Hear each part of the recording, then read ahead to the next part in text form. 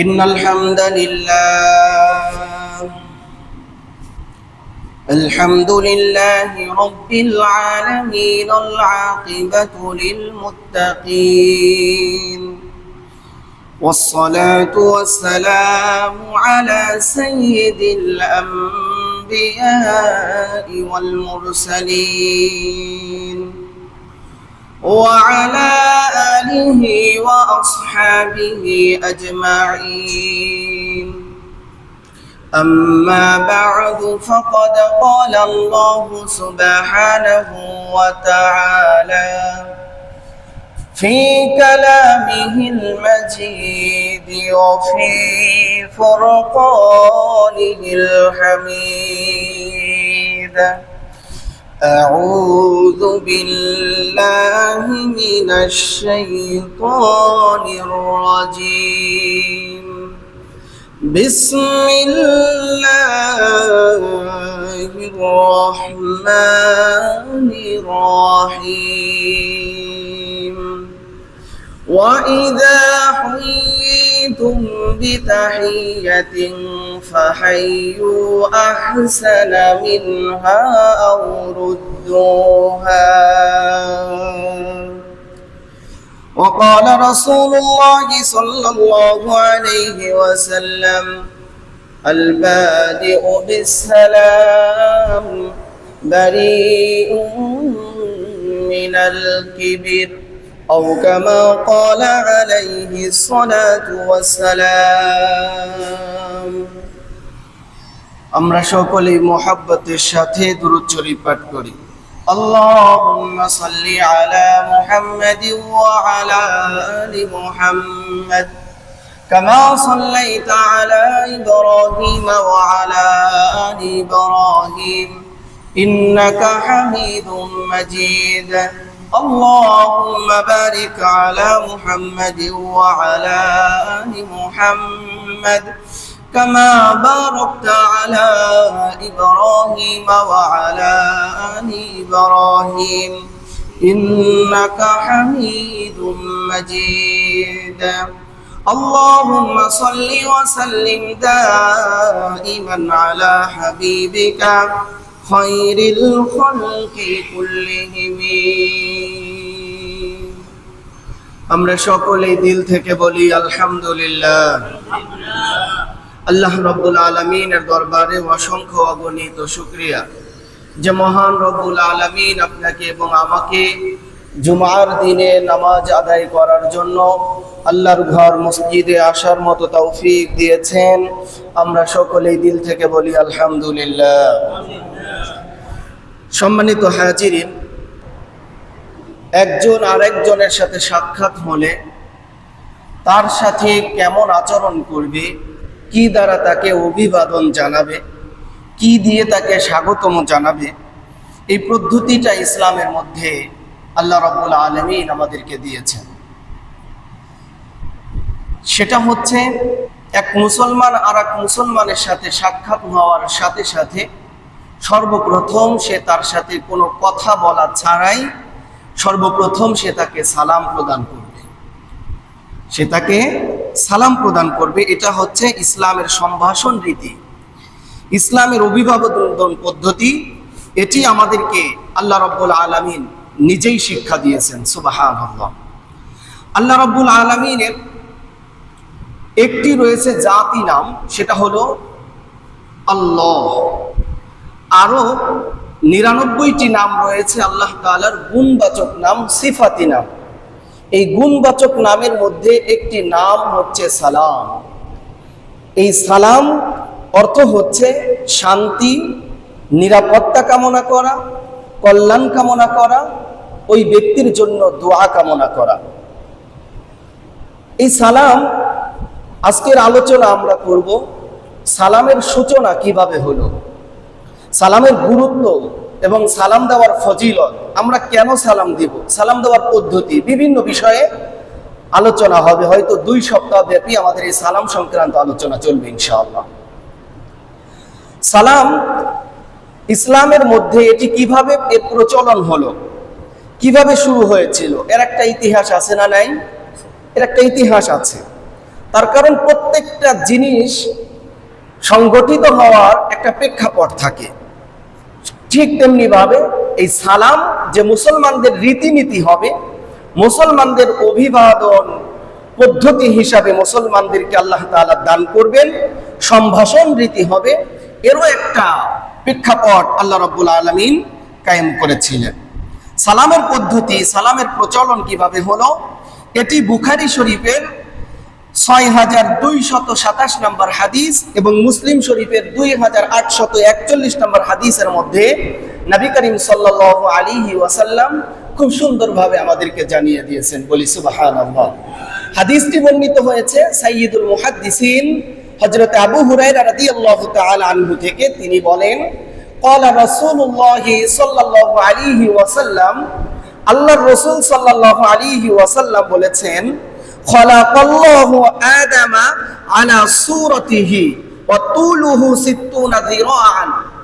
আল্লাহ তাআলা হযরত আদম আলাইহিস সালাতু ওয়াস সালামকে সৃষ্টি করেছেন তার নিজের সুরতে, এবং তার লম্বা, তার বডির যেই দীর্ঘায়িত ছিল সেটা হলো ৬০ হাত পর্যন্ত তিনি লম্বা ছিলেন। সুবহানাল্লাহ। তিনি লম্বা কত হাত ছিলেন? ৬০ হাত পর্যন্ত তিনি লম্বা ছিলেন।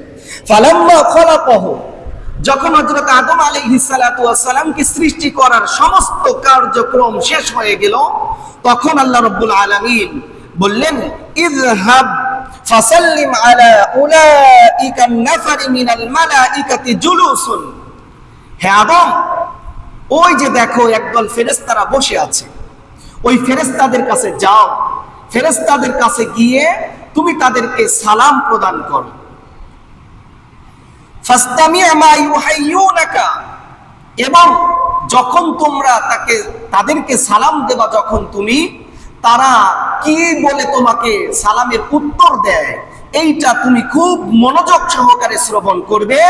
কারণ ফাইন্নাহা তাহিয়াতুকা ওয়া তাহিয়াতু যুররিয়াতিকা, কারণ হলো এই যে তুমি ফেরেশতাদেরকে সালাম দিবে আর ফেরেশতারা তোমাকে সালামের উত্তর দিবে, এটাই হবে তোমার জন্য এবং তোমার আওলাদদের জন্য, সন্তানদের জন্য, এটাই হবে অভিবাদন পদ্ধতি, সালামের পদ্ধতি। সুবহানাল্লাহ। তাহলে আমাদেরকে সালাম শিক্ষা দিয়েছেন কে? আল্লাহ রাব্বুল আলামিন।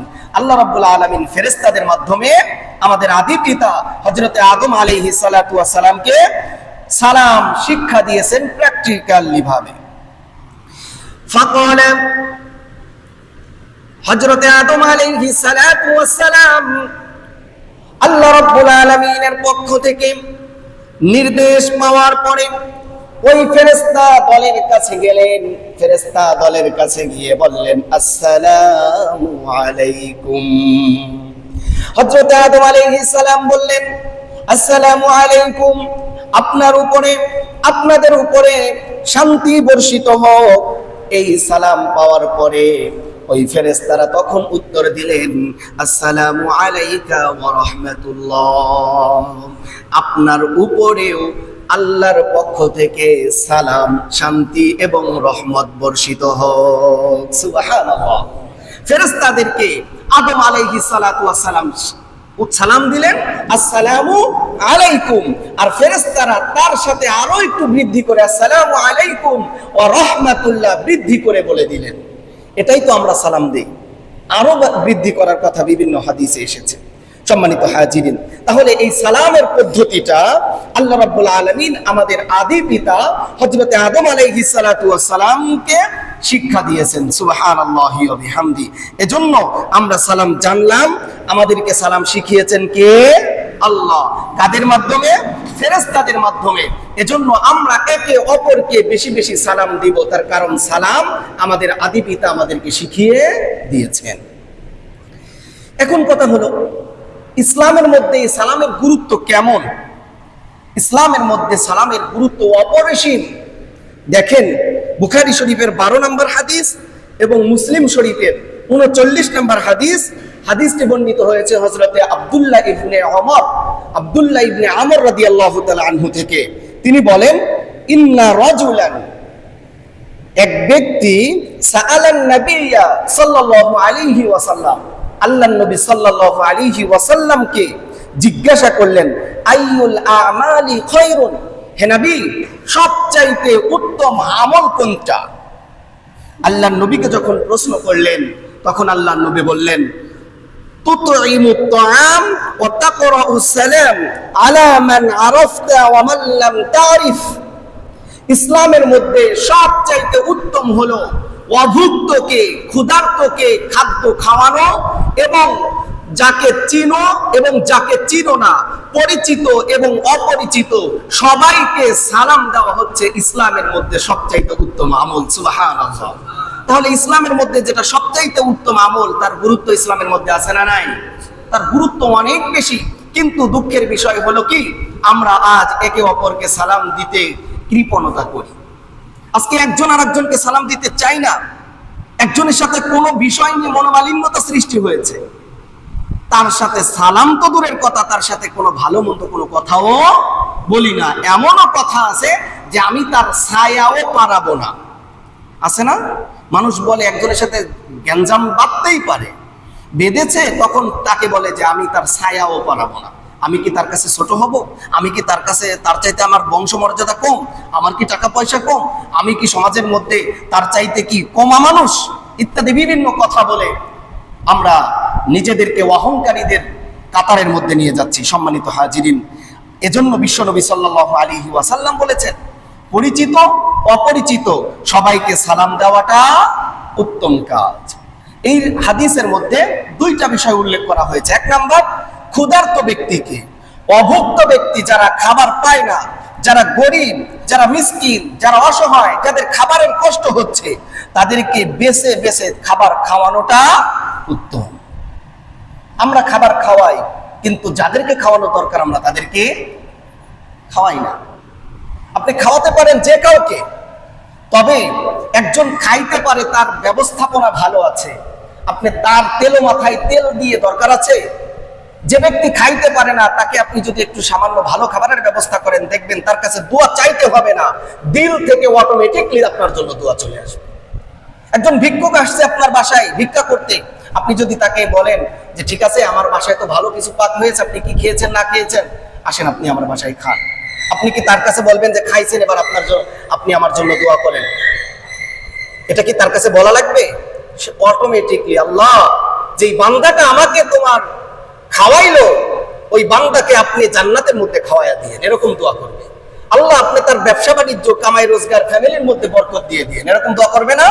এজন্য ক্ষুধার্তকে খানা খাওয়াও, আহার্ত ব্যক্তিকে খানা খাওয়াতে হবে। আমরা সেই আমল করব।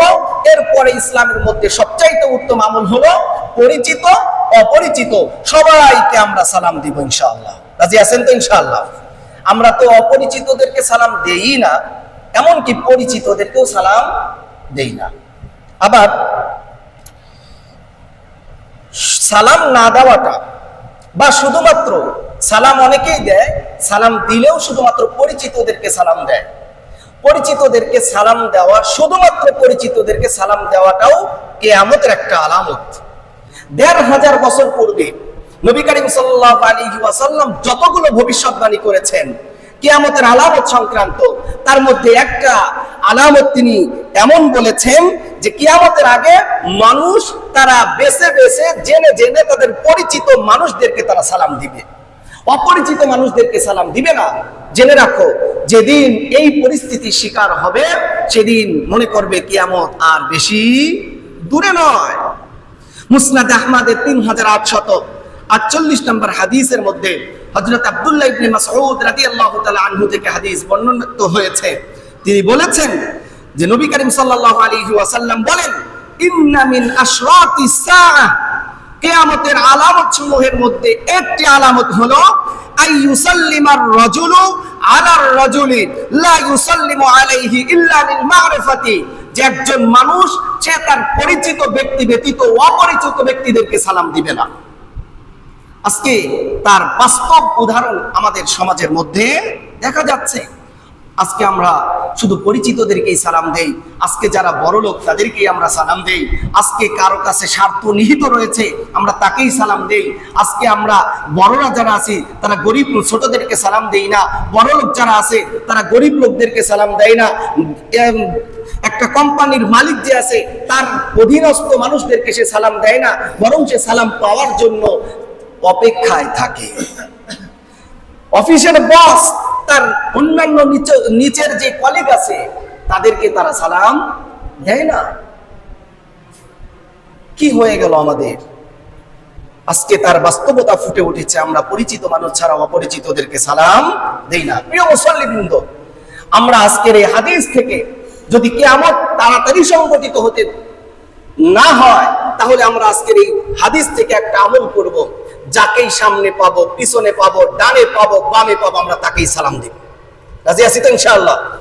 বড়রা ছোটদেরকে সালাম দিবে, ছোটরা বড়দেরকে সালাম দিবে, গরিব বড় লোকদেরকে সালাম দিবে, বড় লোক গরিবদেরকে সালাম দিবে, রিকশাওয়ালা প্রাইভেট কারওয়ালাকে সালাম দিবে, মালিক তার মজুরকে সালাম দিবে। প্রত্যেকটা মানুষ যদি আমরা সালামের প্রচার প্রসার করি, তাহলে কিয়ামতে আসতে অনেক দেরি হবে।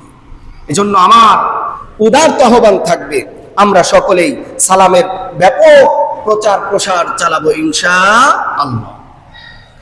ইসলামে সালামের গুরুত্ব কত দেখেন। হাদিসটি মুসলিম শরীফের 54 নম্বর হাদিসের মধ্যে এসেছে, আবু দাউদ শরীফের 5193 নম্বর হাদিসের মধ্যে এসেছে। হাদিসটি বর্ণিত হয়েছে হযরত আবু হুরায়রা রাদিয়াল্লাহু তাআলা আনহু থেকে। তিনি বলেন, ক্বালা রাসূলুল্লাহ সাল্লাল্লাহু আলাইহি ওয়াসাল্লাম, লা তাদখুলুল জান্নাতা হাত্তা তুমিনু। আল্লাহর নবী বলেন, তোমরা জান্নাতের মধ্যে প্রবেশ করতে পারবে না যতক্ষণ পর্যন্ত তোমরা ঈমানদার না হবে, মুমিন না হবে। ওয়ালা তুমিনু হাত্তা তাহাব্বু, এবং ততক্ষণ পর্যন্ত তোমরা ঈমানদার হতে পারবে না যতক্ষণ পর্যন্ত তোমরা একে অপরের প্রতি ভালোবাসা সৃষ্টি না করবে, একে অপরের প্রতি মিল মহাব্বত না থাকবে, একে অপরকে ভালো না বাসবে, ততক্ষণ পর্যন্ত তোমরা পরিপূর্ণ ঈমানদার হতে পারবে না। এই কথা বলার পরে আল্লাহর নবী সাল্লাল্লাহু আলাইহি ওয়াসাল্লাম বললেন, আওয়ালা আদুল্লুকুম আলা শাইইন ইযা ফাআলতুম তাহাব্বাতুম। আমি কি তোমাদেরকে এমন একটা আমলের কথা বলবো, যে আমলের উপরে যদি তোমরা আমল করতে পারো, এমন একটা কাজের কথা বলবো, যে কাজটা যদি তোমরা করতে পারো, তাহলে তোমাদের পরস্পরে সম্পর্ক সৃষ্টি হবে, পরস্পরে ভালোবাসা তৈরি হবে, পরস্পরের মধ্যে ভালো সম্পর্ক তৈরি হবে। এমন একটা আমল কি আমি তোমাদেরকে বলে দিব। সাহাবা ইকরাম রাদিয়াল্লাহু তাআলা আনহুম বললেন, ইয়া রাসূলুল্লাহ, ইয়া হাবিবাল্লাহ, অবশ্যই আপনি আমাদেরকে বলে দিন। তখন নবী করিম সাল্লাল্লাহু আলাইহি ওয়াসাল্লাম বললেন, আফশুস সালামা বাইনাকুম, তোমরা পরস্পরের মাঝে বেশি বেশি সালামের আদান প্রদান করো, অর্থাৎ বেশি বেশি তোমরা সালাম দাও। সুবহানাল্লাহ। সালাম যদি আমরা বেশি দেই, তাহলে ভালোবাসা বৃদ্ধি করে দিবেন একজন, তিনি কে?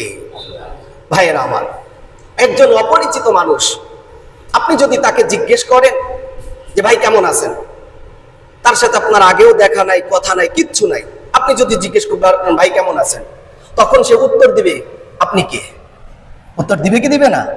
আর আপনি যদি তাকে সালাম দিয়ে বলেন আসসালামু আলাইকুম ওয়া রাহমাতুল্লাহি ওয়া বারাকাতুহু, সে যখন আপনি হাসি মুখে সালাম দিবেন, হাসি মুখে সেও একটা উত্তর দিবে। এরপরে জিজ্ঞেস করবেন ভাই আপনি কেমন আছেন, বলবে আলহামদুলিল্লাহ আমিও ভালো আছি, আপনি কেমন আছেন। ভালোবাসা বৃদ্ধি করে দিয়েছেন একজন, তিনি কে? তাহলে আল্লাহ রাসূলের হাদিসের সত্যতার কোনো ঘাটতি আছে? ঘাটতি নাই। কিন্তু আমরা এই হাদিস থেকে আমরা দূরে সরে যাওয়ার কারণে আজ ভাই ভাইয়ের মধ্যে সম্পর্ক নাই, স্বামী স্ত্রীর মধ্যে সম্পর্ক নাই। স্বামী বাহির থেকে আসবে, স্ত্রী সালাম দিবে, অথবা স্বামী স্ত্রীকে সালাম দিবে, সন্তান তার বাবাকে সালাম দিবে, বাবা তার সন্তানদেরকে সালাম দিবে, এক ভাই আরেক ভাইকে সালাম দিবে। তাহলেই তো মুহাব্বতে মিল মুহাব্বত বেশি হয়ে সমাজের মধ্যে কোনো ধরনের ফিতনা থাকবে না। কিন্তু দুঃখের বিষয়, পরিতাপের বিষয় হলো আজ সন্তান সবাইকে সালাম দিতে পারলেও মা বাবাকে সালাম দিতে লজ্জা পায়। কারণ কি? তার কারণ আছে। কারণ হচ্ছে এই বাবা কোনোদিন তার সন্তানকে সালাম দেয় নাই। সন্তানকে যদি বাবা সালাম দিত, তাহলে সন্তান বাবাকে সালাম দিতে গিয়ে লজ্জা পেত না। সালাম মানে কি? আপনার উপরে শান্তি বর্ষিত হোক। আপনি আরেকজনকে আপনি শান্তির দোয়া করতেছেন, আপনার বাবার উপরে শান্তি বর্ষিত হোক, আপনি এটা চান না? আপনার ওয়াইফের উপরে শান্তি বর্ষিত হোক, এটা আপনি চান না? যদি তাই চান তাহলে অন্যকে সালাম দিতে লজ্জা করেন না, আপনার বাবাকে আপনার মাকে আপনি কেন সালাম দিতে লজ্জা করেন? যেখানে লজ্জা করার দরকার ছিল সেখানে লজ্জা নাই, যেখানে লজ্জার দরকার নাই সেখানে আমাদের যত লজ্জা। আমার ভাইয়েরা, তাহলে নবী করিম সাল্লাল্লাহু আলাইহি ওয়াসাল্লাম বললেন, তোমরা ততক্ষণ পর্যন্ত জান্নাতে প্রবেশ করতে পারবে না যতক্ষণ পর্যন্ত তোমাদের ঈমান পরিপূর্ণ না হবে। আর তোমাদের ঈমান পরিপূর্ণ ততক্ষণ হবে না যতক্ষণ পর্যন্ত তোমাদের মধ্যে পরস্পরের সম্পর্ক ভালো না হবে, পরস্পরের মধ্যে ভালোবাসা সৃষ্টি না হবে। আর পরস্পরের মধ্যে ভালোবাসা সৃষ্টি হওয়ার একটা মাধ্যম, সেটা হলো সালাম। তোমাদের পরস্পরের মাঝে সালাম বেশি বেশি প্রচার করো। সালাম যদি বেশি বেশি প্রচার করো তাহলে তোমাদের মধ্যে ভালোবাসা সৃষ্টি হবে। ভালোবাসা যদি এক মুসলমানের প্রতি আর এক মুসলমানের যদি ভালোবাসা সৃষ্টি হয় তাহলে উভয় মুসলমানেরই ঈমান পরিপূর্ণ হয়ে যাবে। আর একজন মুসলমানের যদি ঈমান পরিপূর্ণ হয়ে যায় ওই ব্যক্তিটা জান্নাতে প্রবেশ করবে। সুবহানাল্লাহ, সুবহানাল্লাহ, একটু জোরে বলতে হবে। রাজি আছি তো ইনশাআল্লাহ? এজন্য আমার ভাইয়েরা, আমরা কি সালাম নিয়ে আর কৃপণতা করব? আমরা কি আমাদের নিজস্ব মানুষদেরকে সালাম দিতে পারি না? নিজস্ব মানুষ, পরিচিত মানুষ, অপরিচিত মানুষ, আত্মীয় স্বজন, ভাই ব্রাদার সবাইকে আমরা সালাম দিব ইনশাআল্লাহ।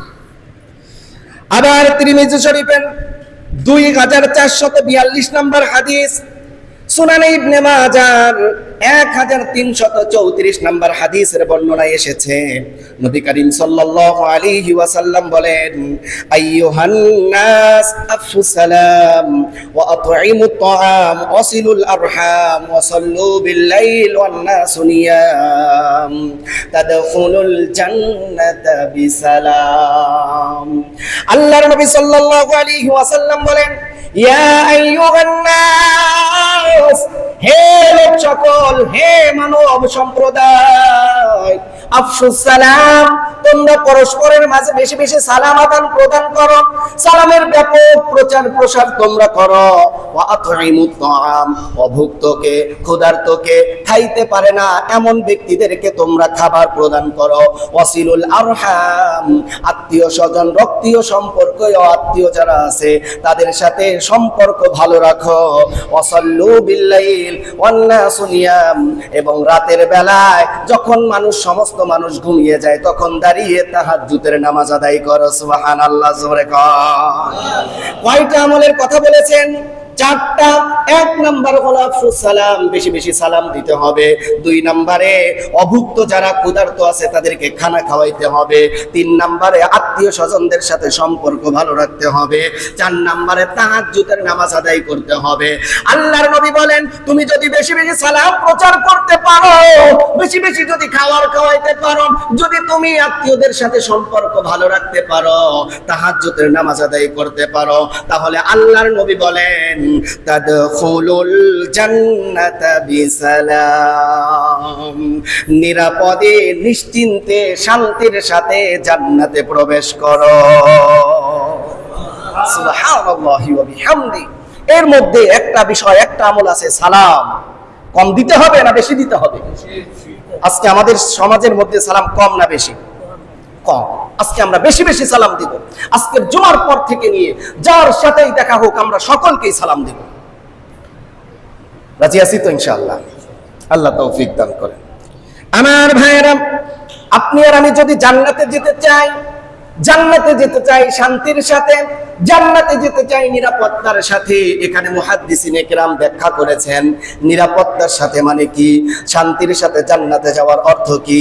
শান্তির সাথে নিরাপত্তার সাথে জান্নাতে যাওয়ার অর্থ হলো, আপনি যদি ফরজ ইবাদত বন্দেগী গুলো করার পরে এই 4 আমল যদি সুন্দরভাবে করতে পারেন তাহলে আপনাকে জাহান্নামের ওই কষ্ট করা আর লাগবে না, আপনাকে জাহান্নামের আগুনের মধ্যে জ্বলা লাগবে না, জাহান্নামের স্বাদ আর আস্বাদন করা লাগবে না, বরং আপনাকে জাহান্নামের আযাব থেকে, জাহান্নামের আগুন থেকে, জাহান্নামের কষ্ট থেকে নিরাপত্তার সাথে শান্তির সাথে আল্লাহ রাব্বুল আলামিন আপনাকে স্পেশাল জান্নাতে ঢুকায়া দিবে। সুবহানাল্লাহি ওয়া বিহামদি। এজন্য আমরা বেশি বেশি সালাম প্রচার করব। আল্লাহ তাআলা আমাদেরকে তৌফিক দান করেন, সকলে বলেন আমিন। এখন কথা হলো, আমরা সালাম দিব কেন? আপনি কেন সালাম আরেকজনকে দিবেন? আমার এই ক্ষুদ্র রিচার্জে আমি আপনাদের সামনে 4টি কারণ উল্লেখ করব, যে 4 কারণে আপনি অপরকে বেশি বেশি আপনি সালাম প্রদান করবেন। তার মধ্যে 1 নাম্বার, খুব খেয়াল করবেন, আপনি আরেকজনকে সালাম কেন দিবেন? তার 1 নাম্বার কারণ হচ্ছে, আরেক মুসলমানকে আপনি সালাম দিবেন, এটা হলো তার হক, এটা হলো তার অধিকার। অর্থাৎ আপনার কাছে অপর মুসলমানের হক হলো আপনি তাকে দেখা মাত্রই আপনি তাকে সালাম দিবেন। আবার তার কাছেও আপনার হক হলো আপনার সাথে দেখা মাত্রই সে আপনাকে সালাম দিবে। আমরা আপনার সাথে সাক্ষাৎ হলো, আপনিও যদি সালাম দেন, আমিও যদি সালাম দেই, তাহলে সমাজের মধ্যে সালাম বেশি হবে না কম হবে? আপনি আগে দিয়ে ফেললে আমাকে তো সালামের উত্তর দিতে হবে, আবার আমি আগে দিয়ে ফেললে তো আপনি সালামের উত্তর দিবেন। তাহলে সমাজের মধ্যে সালামের আদান প্রদান বেশি হয়ে যাবে। আর এটা কেন দিতে হবে? এটা দেওয়া কারণ হচ্ছে, অপর মুসলমানকে সালাম দেওয়াটা এটা তার হক, সে আপনার কাছ থেকে এটা পাও না, সে আপনার কাছে এটা পায়। আপনার কাছে যদি কেউ 20 টাকা বা 100 টাকা বা 10,000 টাকা পায়, আপনার দায়িত্ব হলো সেই টাকাটা তাকে ফেরত দেওয়া, পৌঁছে দেওয়া। ঠিক তেমনি ভাবে একজন মুসলমানের আরেক মুসলমানের হক হলো তার সাথে সাক্ষাৎ হলে সে তাকে সালাম দিবে। বোঝাতে পারলাম? পারবো তো ইনশাল্লাহ সালাম দিতে? নাকি আমি বড় মানুষ, আমি ইমাম সাহেব, আমি মসজিদের এই পদে আছি, আমি সমাজের এই পদে আছি, আমার 10-12টা গাড়ি আছে, আমি বড় ব্যবসায়ী, আমি এই অফিসের বস, আমি মোটামুটি একটা হেডামলা মানুষ, আমি সালাম দিব কেন? আমারে সালাম দিব। আছে না? আছে না? মানুষ সালাম পাওয়ার অপেক্ষায় থাকে, সালাম দিতে হবে। তার কারণ আল্লাহর নবীকে কোন সাহাবী আগে সালাম দিতে পারে নাই। সুবহানাল্লাহ জোরে কান। হযরত আনাস ইবনে মালিক 10 বছর খেদমত করেছে। হযরত আনাস বলেন, 10 বছরের মধ্যে আমি একবারের জন্য রাসূলকে আগে সালাম দিতে পারি নাই। সুবহানাল্লাহ। আর আমরা একজন 3টা কর্মচারী নিয়ে একটা ফ্যাক্টরি হলে মালিক বনে যাই, আমি সালাম দেবো কেন? তারা আমার আন্ডারে চাকরি করে, তারা আমাকে সালাম দেবে। আমি মসজিদের ইমাম সাহেব, আমি সালাম মুসল্লিদেরকে দেবো কেন? মুসল্লিরা আমাকে সালাম দিবে। এরকম চিন্তা ভাবনা যদি কোনো ইমামের মধ্যে, কোনো ব্যক্তির মধ্যে, কোনো মানুষের মধ্যে থাকে, তাহলে তার মধ্যে অহংকার এসে যায়। আমার ভাইয়েরা, তাহলে আপনি অপর মুসলমানকে সালাম কেন দিবেন? তার 1 নাম্বার কারণ হচ্ছে, আপনি তার সাথে সাক্ষাৎ হলে সর্বপ্রথম আপনি তাকে সালাম দিবেন, এটা তার হক। এই হকটা আপনি নিজের দায়িত্ব আদায় করার জন্য আপনি তাকে সালাম দিবেন। কথাটা আমার নয়, মুসলিম শরীফের 2162 নম্বর হাদিস, বুখারী শরীফের 1240 নম্বর হাদিসের মধ্যে নবী করিম সাল্লাল্লাহু আলাইহি ওয়াসাল্লাম বলেন, হাক্কুল মুসলিমি আলাল মুসলিমি সিত্তুন, একজন মুসলমানের উপরে আরেকজন মুসলমানের হক রয়েছে 6টা। কয়টা? আরো জোরে। 6টা হক রয়েছে, মুখস্থ করে রাখবেন। এই 6টা হক যদি আপনি আদায় করেন, তাহলে আপনার জন্য অনেক বড় ফজিলতের কথা নবী বলেছেন। সুবহানাল্লাহ। আর যদি হকগুলো আদায় না করেন, আপনার কাছে টাকা পাওনা পাইলে যেমনি ভাবে কিয়ামতের ময়দানে আপনাকে আমলনামার কাঠগড়ায় দাঁড়াবে, ঠিক তেমনি ভাবে বান্দার হক আদায় যদি না করেন, বান্দার হক আল্লাহ সেদিন মাফ না করে আপনাকেও কাঠগড়ায় দাঁড়াতে হবে। তাহলে হক বলেছিলাম কয়টা? কয়টা? 6টা। 1 নাম্বার 6টা হক কি কি? আল্লাহর নবীর সাহাবীরা বললেন, কিলা মা হুন্না ইয়া রাসূলুল্লাহ, আল্লাহর নবী সেই 6টা হক কি জিনিস? সেই 6 হক আমাদেরকে বলুন। আল্লাহর নবী বললেন, ইযা লাকিতাহু ফাসাল্লিম আলাইহি, যখনই তার সাথে সাক্ষাৎ হয়ে যাবে তুমি তাকে সালাম প্রদান করবে। সুবহানাল্লাহ। 1 নাম্বার হক কি? যখনই সাক্ষাৎ হবে সালাম দিতে হবে। রাজি আছি তো? 2 নাম্বার, ওয়া ইযা দাআকা ফাআজিবহু, যখন সে তোমাকে দাওয়াত দিবে তখন তুমি তার দাওয়াতে সাড়া দিবে। কয় নাম্বার? 2 নাম্বার। এই দাওয়াতের একটু ব্যাখ্যা করি। দাওয়াত মানে খালি খাওয়ানোর দাওয়াত না। হুজুর আসেন আমার বাসায়, খাওয়ানোর ব্যবস্থা আছে, আপনাদের সবার দাওয়াত, মুসল্লিদের নিয়ে গেলাম, একেবারে এই দাওয়াত। এটাও হতে পারে। আবার আপনাকে নামাজে আসার জন্য, ভালো কাজ করার জন্য দাওয়াত দিতে, আসেন ভাই আমি সবাই মিলে একসাথে নামাজ আদায় করে আসি, এই দাওয়াতও হতে পারে। আপনি সমাজের মধ্যে বিভিন্ন অপকর্ম করছেন, সেই অপকর্মের ব্যাপারে সতর্ক করছে, ভাই এটা ভালো না, ইসলামে এটা যায় না, আপনি এটাকে ছেড়ে দেন, আপনি এটাও আপনাকে জাহান্নাম থেকে বাঁচানোর দাওয়াত। শুধু খাওয়ার দাওয়াত আমরা গ্রহণ করেছি। কেউ যদি দাওয়াত দেয়, খাওয়ানোর দাওয়াত মিস করি না, কিন্তু নামাজের দাওয়াত দিলে, গুনাহ থেকে বাঁচার দাওয়াত দিলে আমরা সে সমস্ত জায়গায় অ্যাটেন্ড করি না। কি হয়ে গেল? শুধু ব্যাখ্যায় একটা বুঝেছি, খাওন মানে পক্ষে যেটা আছে সেই ব্যাখ্যা আমরা গ্রহণ করবো, এটা করলে হবে। ওয়াইদা দাআকা ফাজিবহু, যখন আপনাকে নামাজের দাওয়াত দিবে, যখন আপনাকে খাওয়ানোর দাওয়াত দিবে, যখন আপনাকে অপকর্ম থেকে বাঁচানোর জন্য, জাহান্নাম থেকে বাঁচার জন্য, ভালো কোনো কাজের জন্য দাওয়াত দিবে, সাথে সাথে ওই দাওয়াতে অংশগ্রহণ করতে হবে। অর্থাৎ ভাই আমি আছি তোমাদের সাথে, চলো একসাথে নামাজ পড়ে আসি, চলো একসাথে গিয়ে খানাটা খেয়ে আসি, চলো একসাথে গিয়ে জাহান্নামের কর্মকাণ্ড বন্ধ করে আসি। এইটা হলো দাওয়াত। রাজি আছি তো ইনশাআল্লাহ? এরপরে 3 নাম্বার, ওয়াইদাস্তান সাহাকা, যখন কোন ব্যক্তি বিপদে পড়ে, তখন এক মুসলমান আর এক মুসলমানের কাছে গিয়ে সৎ উপদেশ চাই কি চাই না? আমি বিপদে পড়ছি ভাই, আমার ফ্যামিলিটা এই সমস্যা, আপনি একটু পরামর্শ দেন, কি করব? আপনার কাছে সুন্দর পরামর্শ চেয়েছে, তখন আপনি লাহু, আপনি তাকে সৎ উপদেশ দিবেন, এটা তার 3 নাম্বার হয়। কিন্তু আমরা যদি কেউ আমাদের কাছে উপদেশের জন্য আসে, তখন তাকে যত কুবুদ্ধি, যত ধরনের খারাপ উপদেশ, সমস্ত উপদেশ দেয়, আছে না নাই? বলেন তো, উপদেশ গ্রহণ করার জন্য কি মানুষ কোনো খারাপ মানুষের কাছে যায়? অনেক সময় কিছু মানুষ আছে লেবাসধারী, উপরে ভালো মানুষ ঠিক আছে, কিন্তু ভিতরে তার খারাপ মন মাইন্ড। ওই সমস্ত মানুষের কাছে গিয়ে মানুষ ধরা খায়, তারপরে তাকে চিনার পরে সেখান থেকে দূর হয়ে যায়। কিন্তু একজন মুসলমানের ভিতর এবং বাহির হবে,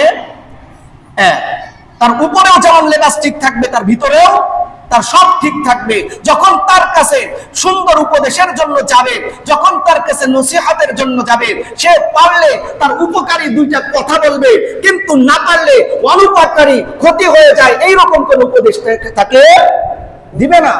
কিন্তু আজ বর্তমানে এমন একটা অবস্থা, ভালোর চাইতে খারাপ পরামর্শ দেওয়ার মানুষের অভাব নাই। 3 নাম্বার হক হলো ওয়াইদাস্তানসাহাকা ফানসাহলাহু, যখন সে তোমার কাছে উপদেশ যাবে, তুমি তাকে সুন্দর উপদেশ দিবে।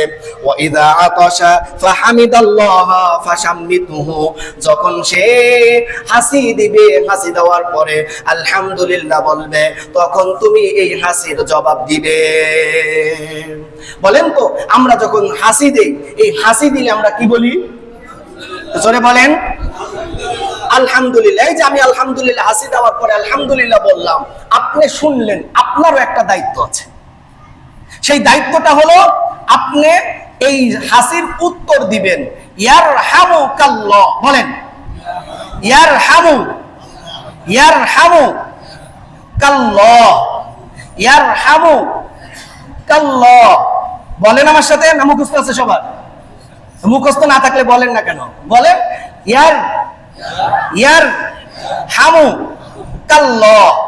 এটা আপনার দায়িত্ব, আপনাকে আমি দায়িত্ব শিখাই দিচ্ছি। ইয়ারহামুকাল্লাহ, পারবেন তো ইনশাআল্লাহ? ইয়ারহামুকাল্লাহ, ইয়ারহামুকাল্লাহ। আলহামদুলিল্লাহ। কেউ হাসি দেওয়ার পরে, হাসিটা কেন আসে জানেন?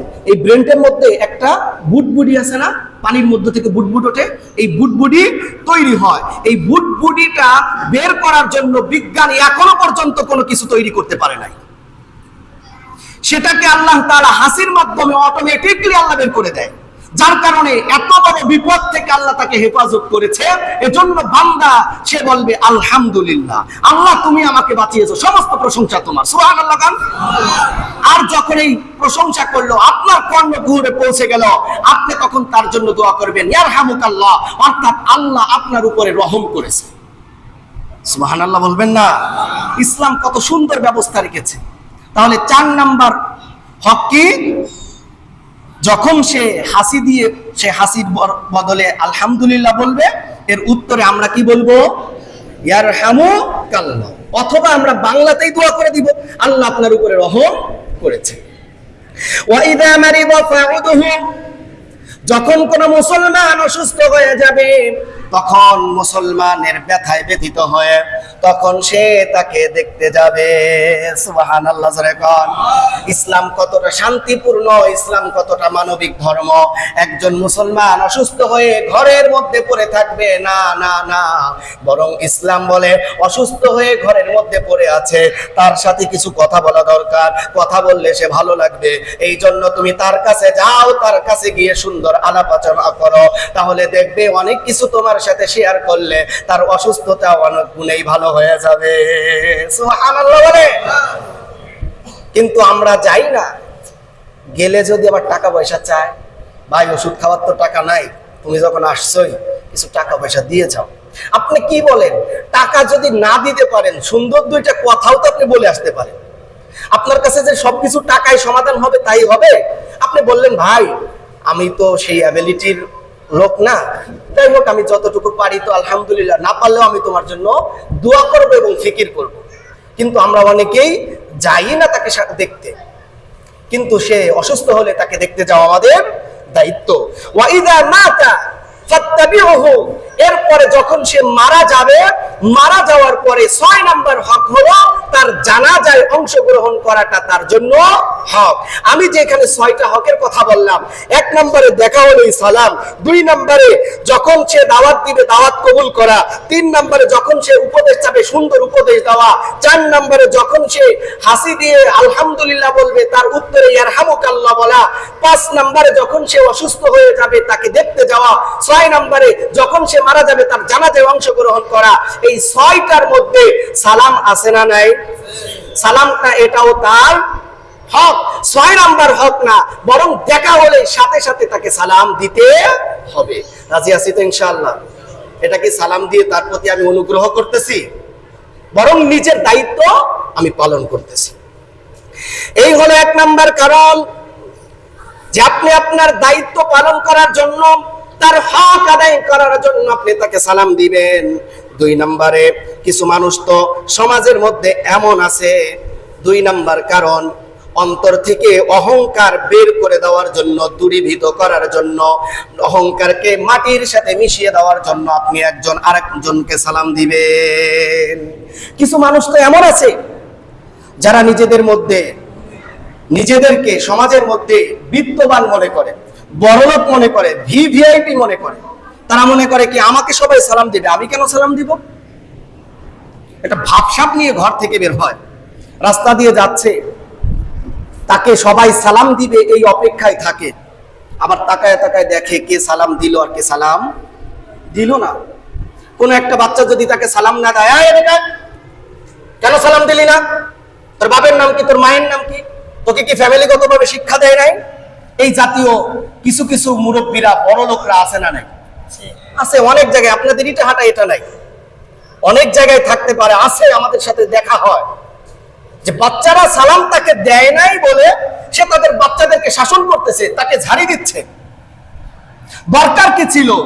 ওই বাচ্চা আপনাকে সালাম দেয় নাই, তাতে কি হয়েছে? আপনি তাকে সালাম দিবেন। আপনি যদি একজন বাচ্চাকে রেগুলার সালাম দেন, 1 দিন দিলেন, 2 দিন দিলেন, 3 দিনের দিন সে সতর্ক থাকবে যে এই মুরব্বী আমি ছোট থাকা সত্ত্বেও আমাকে সালাম দেয়, সেই মুরব্বীকে আমি আর সালাম দিতে দিব না, আগের থেকেই সালাম দিব। ঠিক কিনা? আপনি তাকে সেটা শিক্ষা না দিয়ে তাকে শাসন করতেছেন। তার মা বাবা বিয়াদব, আপনি কার ঘরের বিয়াদব? আপনি তো বড় বিয়াদব। আপনি তাকে সালাম না দিয়ে আপনি তার থেকে সালামের আশা করছেন। আপনি আগে সালাম দিবেন। আমি এর দ্বারা বোঝাচ্ছি না যে তোমরা ছোটরা যারা আছো তারা বড়দেরকে সালাম দিবা, আমি এটা বোঝাচ্ছি না। তোমরা তো সালাম দিবাই। যদি কোনো মুরব্বীকে সালাম না দেয়, মুরব্বীরাও তাকে সালাম দিবে। রাজি আছেন ইনশাআল্লাহ? সম্মানিত হাজিরিন, আবার অনেকেই সালাম দেওয়া মনে করে এটা ইমাম মুয়াজ্জিনদের কাজ। ইমাম সাহেব সালাম দিবে, আমি কেন সালাম দিব? মুয়াজ্জিন সাহেব সালাম দিবে, আমি কেন সালাম দিব? ইমাম সাহেবেরও যেমনি কাজ তেমনি আপনারও সালাম দেওয়াটা আপনার কাজ। এটা শুধুমাত্র ইমাম সাহেব মুয়াজ্জিন সাহেবদের উপরে রেখে দিবেন না। এজন্য আমার ভাইয়েরা, এই যে সালাম পাওয়ার আশায় থাকা, এটা হলো অহংকারীর আলামত। আজকের আলোচনাটা একটু শেষ না করলে, মানে 4টা কারণ শেষ না করলে হইতেছে না, একটু শেষ করি। সালাম দিতে হবে, এটা বিনয়ীর আলামত। আর সালাম পাওয়ার আশা করে অপেক্ষা করা, এটা অহংকারীর আলামত। আপনি কি অহংকারী হবেন নাকি বিনয়ী হবেন? যদি বিনয়ী হতে হয় তাহলে আপনাকে আগে সালাম দিতে হবে। এ ব্যাপারে অনেক বিস্তারিত আলোচনা ছিল। সম্মানিত হাজিরিন, আমি আপনাদেরকে আজকে আগামী সপ্তাহে যেহেতু আলোচনা হবে এই সালাম নিয়েই, আগামী সপ্তাহের জন্য সালামের আলোচনা আমি এখানেই রেখে দিলাম। তবে আজকে আমি সালামটা শুদ্ধ একটা সালাম আপনাদেরকে একটু শিখায় দেয়। একটু আমার সাথে উচ্চারণ করবেন। আসসালামু, বলেন আসসালামু আলাইকুম। আলাইকুম। আমি কেন সালামটা শিখাচ্ছি এর কারণটা বলি। অনেকে আমরা সালাম দেই সালাম আলাইকুম, আমরা অনেকে বলি সালকুম সালকুম, আমরা অনেকে বলি এতটুকুই, মানে এতটুকুই, মানে সে হাত উঁচা করছে মানে কি সালাম শেষ, মুখে বলা লাগবে না। অনেকে আছে না, না। এরপরে অনেকে বলে সামু আলাইকুম। সাম মানে মৃত্যু। সাম মানে কি বলেন আমার সাথে? সাম মানে মৃত্যু। এখন কেউ যদি বলে সাম আলাইকুম, তোর উপরে মৃত্যু বর্ষিত হোক, সে আপনার জন্য দোয়া করলো না বদদোয়া করলো? হ্যাঁ, বদদোয়া করলো না? আপনি তখন কি উত্তর দিবেন? ওয়া আলাইকুম, তোর উপরেও মৃত্যু বর্ষণ হোক, আমি মরবো তোর সাথে নিয়ে মরবো, তুই আমার মৃত্যু কামনা করস। এটা হাদিসের উত্তর আমি শিখাইয়া দিলাম। আল্লাহ রসুলকে এক ইহুদি এসে বলছে আসসালামু আলাইকুম। হযরত আয়েশা রাদিয়াল্লাহু তাআলা আনহা এত সুন্দরী ছিলেন, তার কানে শব্দটা যাওয়ার সাথে সাথে যখন দেখলো ইহুদি রাসূলের মৃত্যু কামনা করতেছে, রাসূলের পক্ষ থেকে আয়েশা রাদিয়াল্লাহু তাআলা আনহা উত্তর দিলেন ওয়া আলাইকুম, ওয়া আলাইকুম আসসালাম, তোমার উপরে মৃত্যু বর্ষিত হোক। খেয়াল করেছেন? তাহলে আমি সালামটা কেন শিখাচ্ছি? সালাম আমাদের সমাজের মধ্যে বিভিন্ন শব্দে আছে অশুদ্ধ সালাম, এজন্য বিশুদ্ধ সালামটা আমরা শিখাই দেই। আসসালামু আলাইকুম নাকি আসসালাম আলাইকুম? বলছি আসসালাম আলাইকুম, আসসালামু আলাইকুম, সালাম আলাইকুম, একটাও হবে? হবে আসসালামু আলাইকুম। যারা বলে না তারা মনে হয় শুদ্ধ করে পারে। আবার আসসালামু আলাইকুম, এতটুকুই যদি বলেন তাহলে এতটুকু দ্বারা সালাম হয়ে যাবে। এরপরে আপনি যদি সালাম ওয়া রাহমাতুল্লাহ বলেন, এর জন্য আলাদা এক্সট্রা আল্লাহ সওয়াব দিবে। ওয়া রাহমাতুল্লাহি ওয়া বারাকাতু যদি বলেন তাহলে আপনাকে আল্লাহ এক্সট্রা আরো সওয়াব দিবে। এখন সালাম দিল, সালামের উত্তরটাও যতটুকু দিয়েছে আসসালামু আলাইকুম, যদি কোনো ব্যক্তি এতটুকু সালাম দেয়, আল্লাহ তাআলা কোরআনের মধ্যে বলেছেন আউরুদ্দুহা, ওই যতটুকু দিয়েছে এতটুকু দিতে পারবে। আবার এর চাইতে একটু বাড়িয়ে আসসালামু আলাইকুম বলেছে কেউ, তুমি বললে ওয়া আলাইকুমুস সালাম ওয়া রাহমাতুল্লাহ। আবার কেউ বলেছে আসসালামু আলাইকুম ওয়া রাহমাতুল্লাহ, তাহলে তুমি বলবে ওয়া আলাইকুমুস সালাম ওয়া রাহমাতুল্লাহি ওয়া বারাকাতু। আবার কেউ বলেছে পুরো সালামটা আসসালামু আলাইকুম ওয়া রাহমাতুল্লাহি ওয়া বারাকাতু, তোমার দায়িত্ব হলো ওয়া আলাইকুমুস সালাম ওয়া রাহমাতুল্লাহি ওয়া বারাকাতু। সুবহানাল্লাহ। পারবো তো ইনশাআল্লাহ? সালাম আমরা পুরোপুরি দিব। আল্লাহ তাআলা আমাদের সমাজকে যেন সালামের মাধ্যমে সমস্ত হিংসা বিদ্বেষ শত্রুতা দূর করে দিয়ে শান্তিপূর্ণ সমাজ ব্যবস্থা আল্লাহ তাআলা কবুল করেন। সকলে বলেন আমিন।